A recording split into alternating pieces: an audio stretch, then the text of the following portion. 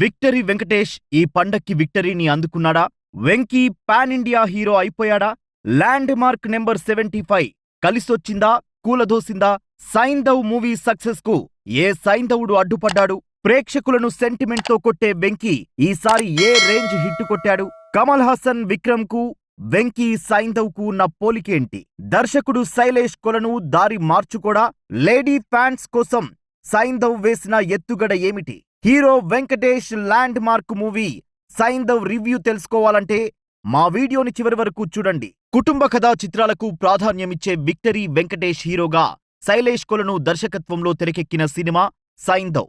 Venkatesh land mark cinema కావడం, hit 1, hit 2 పేరుతో 2 hit సినిమాలు తీసిన దర్శకుడు కావడంతో సైంధవ్ మూవీపై అటు వెంకటేష్ అభిమానుల్లో, ఇటు సినిమా అభిమానుల్లో మంచి అంచనాలే ఏర్పడ్డాయి.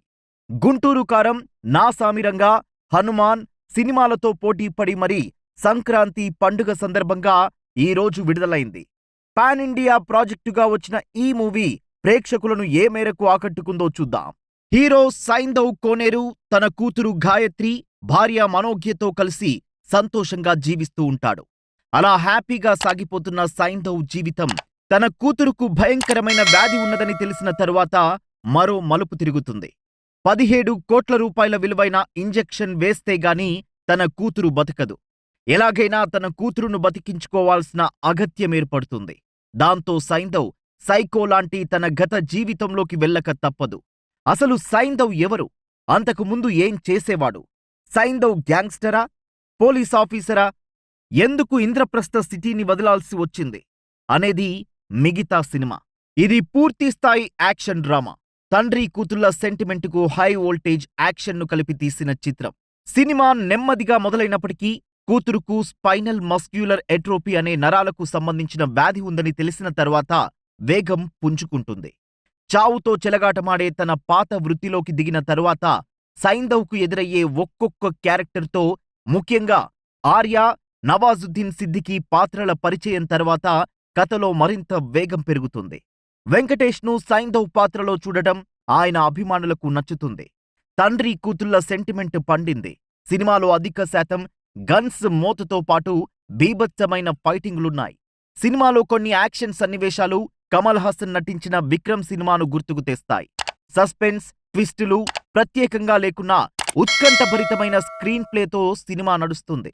కథాగమనంలోనే పాటలు వచ్చిపోతూ ఉంటాయి. ఓవరాల్గా సినిమాను ఓకే అనకుండా ఉండలేం. నటీనటుల విషయానికొస్తే శ్రద్ధా శ్రీనాథ్, రుహానీ శర్మలు ఫీమేల్ లీడ్గా కనిపించారు. తమిళ నటుడు ఆర్య, బాలీవుడ్ నటుడు నవాజుద్దీన్ సిద్దికీ, జిషు సేన్, ముఖేష్ రిషి, ఆండ్రియా, జయప్రకాష్ తదితరులు కీలక పాత్రల్లో నటించారు. నవాజుద్దీన్ సిద్దికీ నటన హైలైట్ అని చెప్పాలి.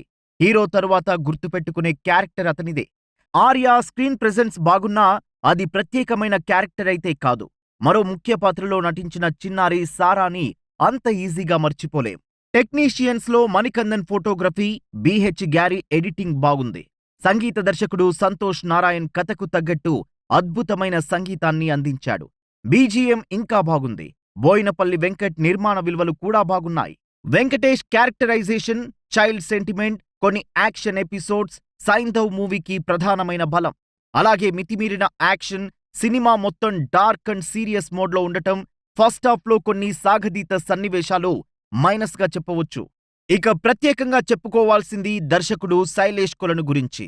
హిట్ 1, హిట్ 2 చిత్రాల తరువాత 3వ సినిమాతో పెద్ద హీరోను డైరెక్ట్ చేసే అవకాశం దక్కించుకున్నాడు. అయితే ఈసారి కూడా తన పాత సినిమాటిక్ వేలోనే సైంధవ్ను కూడా తీశాడు. కాకపోతే సెంటిమెంట్ మోతాదు పెంచాడు. వెంకటేష్ లాంటి ఫ్యామిలీ హీరోతో పాన్ ఇండియా అంటూ చేసిన ఈ హై వోల్టేజ్ యాక్షన్ స్కీమ్ ఏ మేరకు వర్కౌట్ అవుతుందో ఇప్పుడే చెప్పలేం. ఈ వీడియో మీకు నచ్చినట్టయితే లైక్ చేయండి, షేర్ చేయండి.